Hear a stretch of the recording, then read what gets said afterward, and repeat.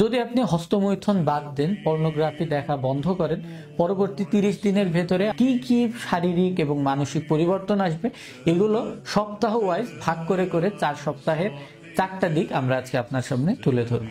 সর্বপ্রথম বলে নিই, যদি আপনি হস্তমৈথুন এবং পর্নোগ্রাফি বাদ দেন তখন এটা আপনার ভেতরে সব থেকে বেশি কুমন্ত্রণা দিতে পারে পরবর্তী 48 থেকে 72 ঘন্টা পর্যন্ত।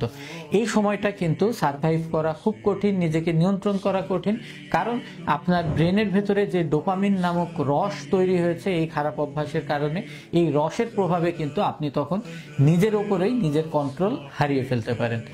এই কারণে প্রথম সপ্তাহটা থাকে খুবই কঠিন এবং চ্যালেঞ্জিং একটি সপ্তাহ। এই সময়ে আপনি যদি হস্তমৈথুন এবং পর্নোগ্রাফি বাদ দেন, আপনার ভেতরে খুব ঘন ঘন স্বপ্ন দোষের মতো সমস্যা দেখা দিতে পারে। এতে ভয় পাওয়ার কোনো কারণ নেই, এটা সম্পূর্ণরূপে স্বাভাবিক। এবং আপনার ভেতরে উত্তেজনা কাজ করবে এই সময়তে বেশি।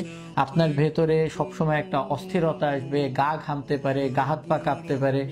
এমনকি অনেক সময় যদি খুব বেশি পরিমাণে আপনি আসক্তির ভেতরে থাকেন, সেক্ষেত্রে কিন্তু আপনার ভেতরে একটা খিঁচুনি ভাবও দেখা দিতে পারে, তবে সেটা পরিমাণ খুবই সামান্য এবং খুব কম মানুষের ক্ষেত্রেই এমনটি হয়। দ্বিতীয় সপ্তাহে আপনি আপনার ভেতরে একটু বেশি পরিমাণে এনার্জি লক্ষ্য করবেন, আপনার ভেতরে একটা স্নায়বিক শান্তি দেখা দিবে এবং আপনার ঘুমটা কিন্তু এই সময়ে আরো আস্তে আস্তে দেখবেন যে ভালো এবং গভীর হতে শুরু করেছে।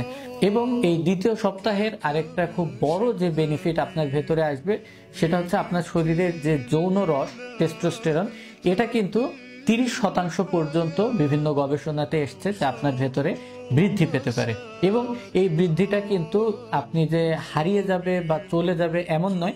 আপনার যদি শারীরিক পরিশ্রম এবং খাওয়া দাওয়া এবং ঘুমের প্রতি আপনি যত্ন নেন, তাহলে কিন্তু এই বৃদ্ধিটা আপনি পার্মানেন্ট করতে পারবেন এবং আপনার সেক্সুয়াল পাওয়ার কিন্তু দিনকে দিন বাড়তে থাকবে।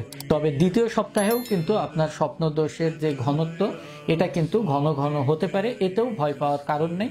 এটা 1 মাসের ভেতরে আপনার সম্পূর্ণরূপে নিয়ন্ত্রণে চলে আসে। এবার আসবো আমরা আমাদের মাসের লাস্ট যে 2টি সপ্তাহ, তৃতীয় এবং চতুর্থ সপ্তাহ।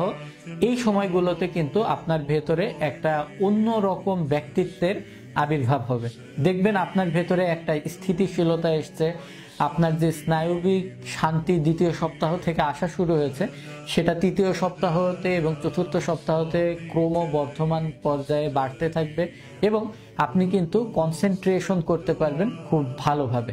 আপনার পড়াশোনা বা অফিসের কাজের ক্ষেত্রে যে মনোনিবেশ করা, এটাতে আপনি খুব ভালোভাবে মনোনিবেশ করতে পারবেন এবং একাগ্র চিত্তে কিন্তু কাজ বা পড়াশোনা করতে পারবেন।